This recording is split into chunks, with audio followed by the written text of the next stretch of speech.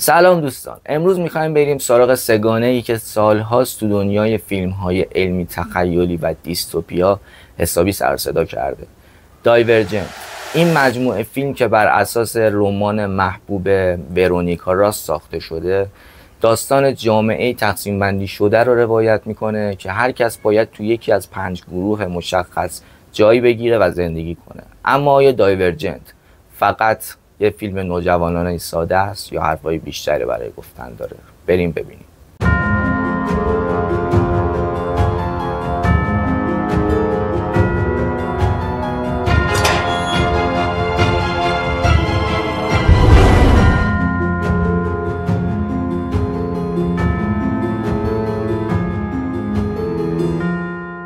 از طراحی دنیای فیلم شروع می‌کنیم. شهرهای مدرن و شیشه‌ای و در عین حال یه حس سرد و بیروح بودن که خیلی خوب به آدم منتقل میشه. جاهای دیگه مثل جنگل‌ها و مناطق آزاد هم حس متفاوتی دارن و این ترکیب باعث میشه کلاً حس کنی به یه دنیای کامل و پیچیده داری نگاه می‌کنی. بریم سراغ شخصیت‌ها. قهرمان اصلی فیلم تریسه. تریس با بازی شایلین وودلی تو این داستان خیلی مهمه.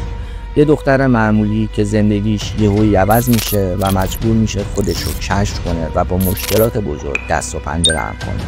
شایلین وودلی تو بازی کردن این نقش واقعا عالیه. هم عواطف تریس رو خوب منتقل میکنه و هم وقتی باید قوی باشه این حس رو بهت میده. از طرف دیگه فور با بازی تئو جیمز هم کلی به داستان رنگ و لعاب میده. رابطه‌شون پر از کشمکش و تنش‌های جذابه که حسابی مخاطب رو میکشونه جلو.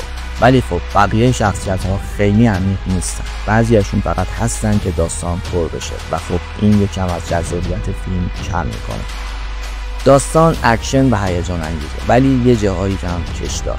دایورجنت پر از صحنه‌های اکشن با ضرب آهنگ بالا و هیجان انگیزه که واقعا دوست داشتنیه. ولی خب بعضی وقتا داستان افت پیدا میکنه و اون کشدار شدن ها اذیت کننده میشه.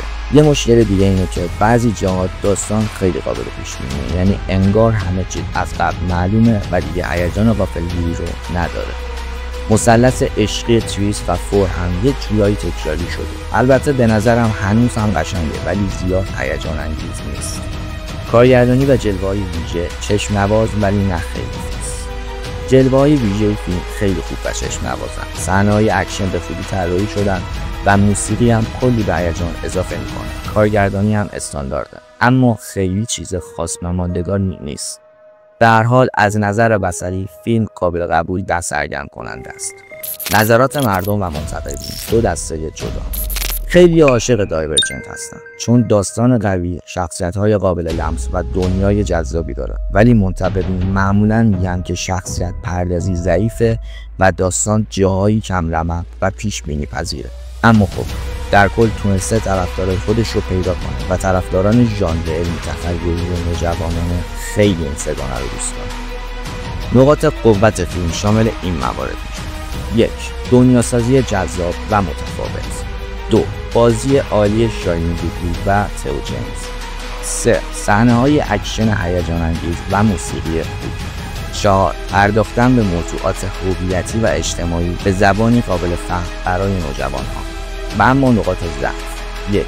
شخصیت‌های فرعی کم عمق و کلیشه‌ای. 2. داستان کشدار و قابل پیش‌بینی در بعضی بخش‌ها. 3. پیام‌های اجتماعی گاهی بیش از حد ساده و مستقیم.